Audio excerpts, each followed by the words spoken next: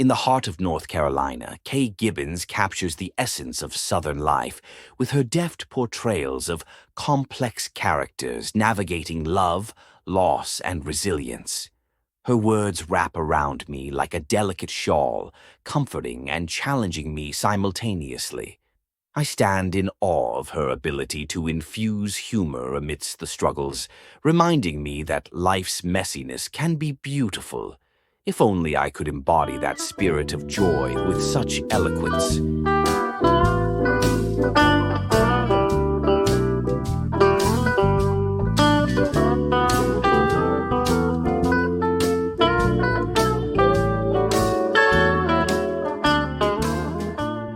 Happy strawberries, stolen chickens, and a first-class train ticket.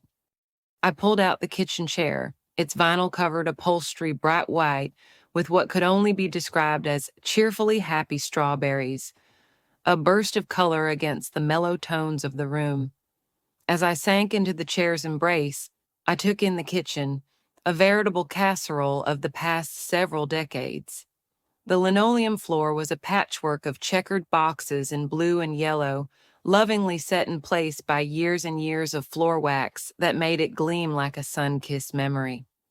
Off-white tiled counters, adorned with blue accent tiles, stood firm, telling stories of countless meals shared and laughter echoing off the walls. The wallpaper, aged and yellowing, wrapped the room in a nostalgic hug, each patch etched with scenes of 18th century rural life in golden sepia, bringing a timeless charm to the space. Brightly colored fruit, crafted from glazed ceramics, dotted the walls, stealing the eye among the hanging pots, pans, and various kitchen utensils, creating a vibrant tapestry of the everyday. A wall calendar dangled near the door, the page open to a picture of fuzzy yellow baby ducks, an innocent reminder of springtime, sitting above the scribbled appointment reminders that cluttered the days of March 1983. The upper cabinets gleamed in bright gloss, white with panes of glass, showcasing a curated collection of glasses and dishes gathered over time, from delicate pink depression glass to shatter-resistant Corelle adorned with gold and blue flowers. Below, the cabinets were clad in avocado green, while the Harvest gold electric stove stood resolutely, a relic of another era. The food pantry door was ajar, revealing a hint of chaos within, and from where I sat, I could see into the butler's pantry, the formal dining room beyond it clearly visible amid the comfortable clutter.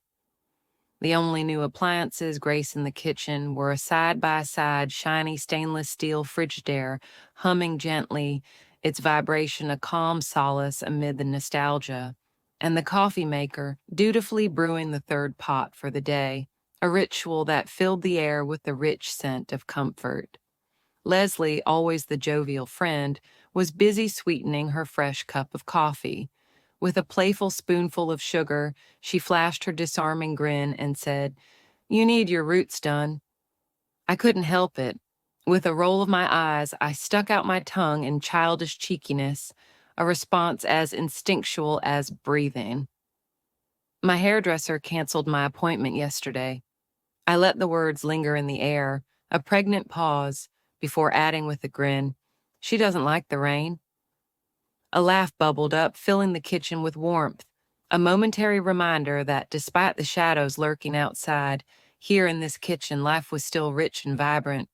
Much like the strawberries on my chair, Leslie and I had been friends since childhood, bound together by both fate and folly.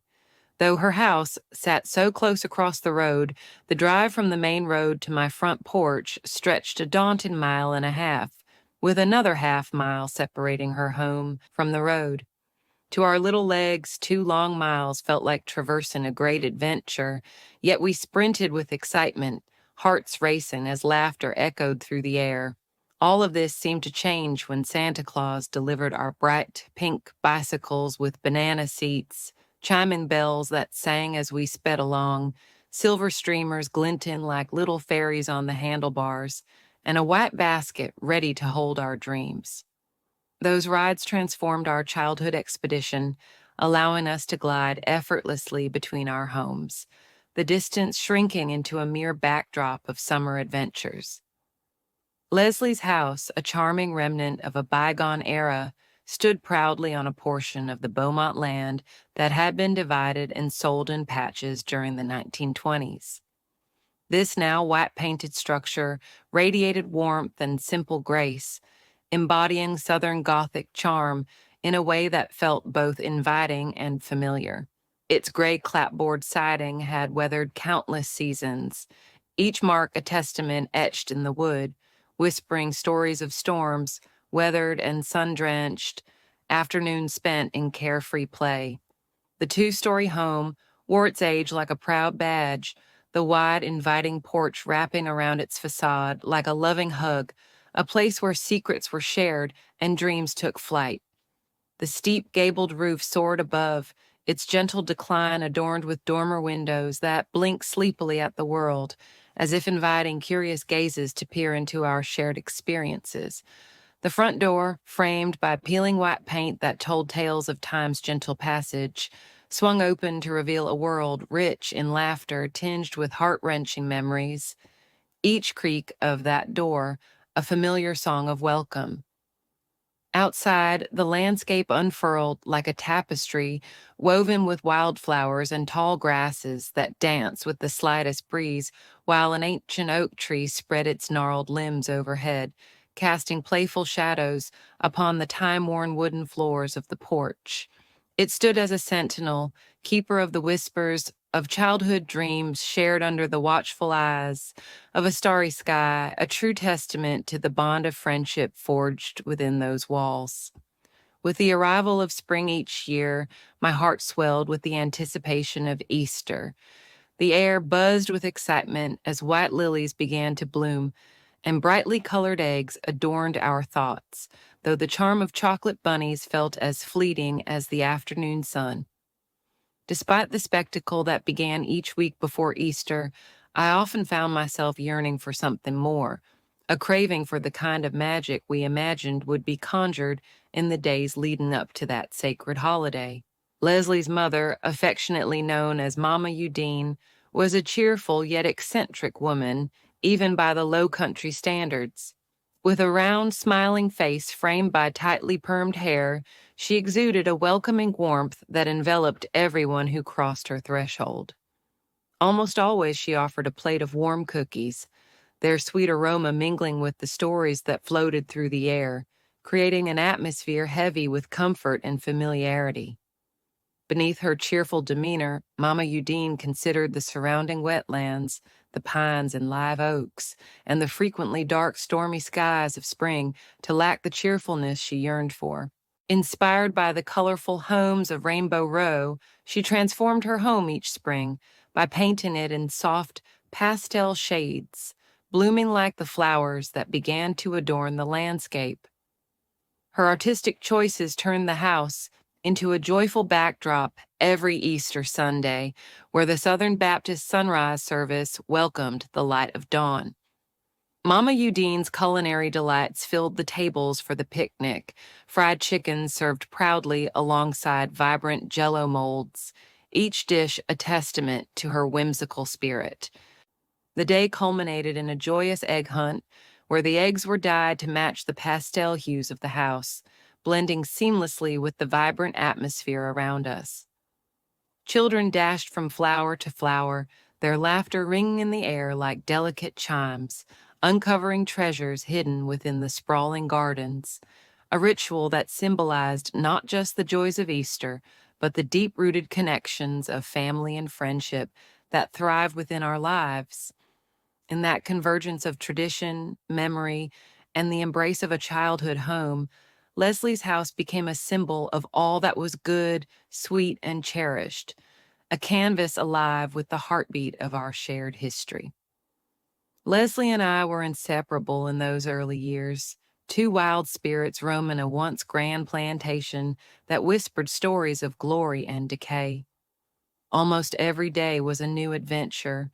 There was not an inch of the sprawling estate that we had not explored. In those sun-dappled days, we developed a friendship that felt diplomatic in nature, an alliance formed not just by shared joys, but also by the distinct colors of our personalities. While I was fearless, charging into wetland swamps, dark corners of the old manor, or the crumbling remnants of the plantation's past, Leslie often stood as the cautious observer. She had an innate sense for safety, always positioned at a respectable distance. Her brow furrowed in concern as I ventured deeper into mishaps. I charged ahead, shamelessly stomping through mud and muck, darting after frogs, turtles, and my favorite of all, baby alligators. There was something about them, those creatures rocking half submerged in the murky water, that fascinated me. With a thrill of mischief, I would sneak chicken parts from the kitchen, sometimes even a whole hen, using them like they bits of bread, and we were feeding the ducks. Into the wetlands we would run, and Aunt Barbara Lee's voice would echo behind us like a haunting refrain. Where the hell did the chicken go? Each time I swiped dinner from our plates, part of me felt the thrill of rebellion, but I'd be remiss if I didn't mention the warmth of my friendship with Leslie shining through the chaos. I would stand on the bank, bold and daring, leaning over to talk to the alligators as their dark, scaly heads broke the water's surface. Leslie's safe distance was a stark contrast to my reckless banter with these prehistoric beasts. As I cooed at a gator that was twice our length, she would knit her brow in concern, her watchful eyes tracking the movements of the enormous snouts, which bore what Leslie fancifully imagined to be thousands of massive, sharp teeth. "Why, hello there, pretty lady," I called out one day, utterly oblivious to the danger as I heard Leslie behind me. "I'm convinced that you are a special kind of stupid." Yet despite my antics, it was Leslie who would always shoulder the blame. When the inevitable fallout landed on Aunt Barbara Lee, her hands firmly planted on her hips, it was my torn dress, a shoe still stuck in the mud somewhere, and the missing chicken that drew her ire. "Now, Savannah, what have you two gotten into this time?" she would thunder, directing her fiery gaze toward me, and there was Leslie stepping forward as if to protect me, her own face a mask of innocence. "It was my idea, Miss Barbara Lee. I wanted to chase the frogs and—" Her voice trailed off, weighed down by just a bit guilt and lots of affection, and a stifled giggle, especially on nights filled with red beans and rice, corn on the cob, steaming greens, and peanut butter on fluffy biscuits, 'cause I stole the chicken to feed my scaly friends. In the shadows of our childhood, I held up my end of the unspoken bargain with Leslie, navigating her world with an adventurous spirit that often clashed with her more subdued existence. Where my mischief involved muck, dangerous alligators, and a reputation as the notorious chicken thief, Leslie danced along a different path, one loaded with expectations and the potential for far worse than muddy shoes or scoldings. Mama Udine, normally sweet and generous with her forgiveness, would have called it an invitation for a first-class ticket on a long train ride to hell. Leslie would often remind me of our differences with a mischievous smile, her brown eyes sparkling as she said, "I'm a Baptist, and you are a Methodist. You are allowed to have real fun. I ain't." There was a truth to her words. My antics invited laughter and freedom, while hers walked a tightrope of propriety. But during the rainy spells or those scorching southern afternoons when the heat hung thick in the air, we became allies, losing ourselves in the world of music. We would sit for hours, the smell of rain-soaked earth swirling in through the open window, cradling our cherished records, Cher, Elton John, and the sweet sounds of Donnie and Marie. With the fervor of detectives, we would carefully place the vinyl on the turntable. Hesitant at first, then bursting with curiosity, we spun the records backward, desperately looking for the devilish backwards masking we heard about one fateful Sunday night. Of all the places to look for backward masking, "Donnie and Marie," I would quip, stifling a laugh as Leslie frowned. The danger of it all, a heady thrill we shared.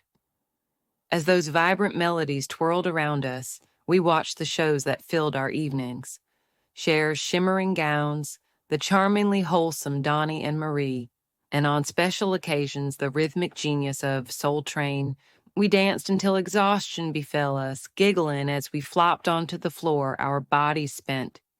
But Leslie's world was painted in a more modest palette compared to mine. She was only allowed to immerse herself in music shows like Dolly, Lawrence Welk, and Hee Haw, where the mirth was veiled in wholesome decorum. Yet somehow I always found a way to step up and take the blame for our slip-ups. If Mama Udine caught wind of our late-night adventures, I would readily volunteer information about our secret backward devil spotting and spin the tale that we were just dancing like in the Bible, joyful and innocent. But one fateful afternoon, our mischief found us in real trouble. With eyes wide as saucers, Leslie and I spied the untouched pack of Salem's and a dusty bottle of bourbon in Daddy's study, the kind of mischief that promised a thrill far beyond our typical antics. We lightly giggled as we swiped them, our hearts racing with the rush of it all, not fully comprehending the trouble we'd stirred. Then came the consequences. For an entire week, we weren't allowed to stray from each other's porches, left to reflect on our misdeeds while gazing longingly at the expansive world beyond. Each creaking floorboard and weathered wall of that house bore witness to our mischief, speaking to both of us in whispers of past laughter and sorrow. We learned, amidst the shade of those porches and under the watchful eye of the looming plantation, that friendship, mischief, and the repercussions of our choices were forever intertwined in the tapestry of our youth. Sitting on the wood inviting porch of the Beaumont plantation house, Leslie and I felt as if the world around us was gently dissolving into a soft haze. The familiar creak of the old wooden boards beneath us began to morph, whispering ancient tales of love and loss, struggle and hope, as the sun dipped low on the horizon, suffusing the scene in a golden hue that shimmered like a mirage. The landscape rolled out before us, a memory made alive, yet surreal and altered. There, stretching into the soft embrace of twilight, the trees seemed to sway in rhythm with our hearts, and the air thickened with the ghosts of our ancestors. And then I saw her, a woman moving toward the front door, her modest dark gray dress rustling as she walked, and a Gibson girl hairstyle perched on her head, the intricate curls capturing the fading light. The cross of carved ivory hung gently from her neck, cradled by a simple gold chain that seemed to sparkle with a quiet dignity. A white lace kerchief draped over the top of her head, framing her kind yet determined face as she approached the house with a purpose that felt both alien and familiar. Leslie and I exchanged glances, a silent understanding passing between us. We didn't know her, yet we recognized the spirit she embodied. She was one of the teachers and missionaries who had traveled from the north. Inspired by visions of rebuilding lives in war-torn Charleston, their mission was noble, an insistent call for inclusion that often met the harsh resistance of those unwilling to embrace change, much like the very winds that circled the porch, teasing the leaves into a dance of defiance. As the woman reached the door, a shadow materialized beside her, a woman from the past, a Beaumont ancestor who greeted her warmly. They sank into conversation beneath the shade of the sprawling porch, where the heavy air shimmered with stories of a school for freed children of color. The neck of Charleston, the vibrant neighborhood bustling with the newly freed Charlestonians, came alive in her words, a tapestry of free people weaving through the streets, resilient yet vulnerable, striving to claim their place in a world riddled with danger. The missionary's voice trembled, carrying the weight of a truth that slashed through the thickening dusk. She spoke of the KKK, their insidious threats lingering like a dark cloud over the faces of children who simply sought sunlight and learning. As hot tears spilled from her eyes, she recounted the horror of their school burning in the middle of the night, flames licking at the walls, while teachers and students stood, paralyzed, helplessly watching their hopes go up in smoke. Instinctively, Leslie and I clutched each other's hands, squeezing tight, two hearts beating, as one against the overwhelming sorrow that enveloped us like a storm. Just then, my Aunt Barbara Lee Beaumont stepped through the front door, her presence a grounding force against the whirlwind of emotions. She paused, her gaze catching the vision unfolding before us, and, without a word, she swept us into her embrace, holding us close as we bore witness to the unfolding nightmare. And then, the scene shimmered anew, shifting with the grace of time's unyielding passage. The mournful atmosphere dissipated, replaced by the joyful sounds of laughter spilling from a garden party set before the grand house. Long tables draped with starched white tablecloths gleamed in the daylight, laden with an array of refreshments that beckoned like promises of friendship. More than a dozen black girls, aged 13 to 17, scattered around the lawn, their voices mingling in a symphony of joy as they shared secrets and dreams in small animated groups. Meanwhile, our Beaumont ancestor listened intently, a smile lighting up her face as three Quaker missionary women, clad in matching well-tailored dark dresses, engaged her in animated conversation, their white kerchief-covered heads nodding with enthusiasm under a freshly erected white sign. The blue letters declared with pride, "Mott School for Colored Girls," a tribute to Lucretia Mott, a Quaker abolitionist and women's rights advocate whose spirit of advocacy echoed through the ages, fostering the belief in education and equality amidst the turmoil. As the sun bathed the scene in warmth, the laughter of children intertwined with the legacy of strife and resilience, weaving a tapestry of hope that would not be easily extinguished. In that moment, we understood this house, this place, was a vessel for storytelling, holding the weight of history while nurturing the seeds of a brighter future.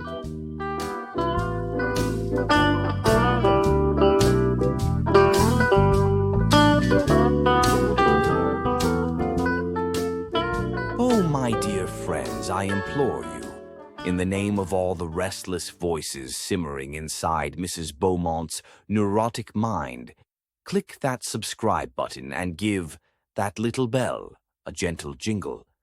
If you don't, I fear one of us will be condemned to pacing through the witching hours, ensnared by her obsession, dutifully watching a never-ending stream of videos on how to garner more subscribers, while another one of us is trapped singing Delta Dawn in a heart-wrenching looped lament. Let us not suffer this fate together. Spare us the madness and embrace a moment of grace. In a world stained with longing and the bittersweet taste of reality, I submit my thoughts to the light, acknowledging their origins while admitting they've been sculpted and shaped by the mechanical musings of AI. I find myself chuckling at the myriad whims that spring forth from my mental landscape, a reflective joke that brushes the edges of truth. My inner voice, a tapestry of voices, some dulcet and others discordant, is captured here, a mere shadow of my experience. Nearly a decade, living stubbornly under the weight of multiple sclerosis, has painted my cognition with the complex hues of struggle, turning what should be a simple paragraph into a laborious 30-minute endeavor. Yet, thanks to the nimble assistance of AI, I can weave together a semblance of my thoughts with remarkable fidelity, while the ever-present serenade, reminiscent of Judy Garland, lingers on the periphery, a siren's call I have yet to fully summon.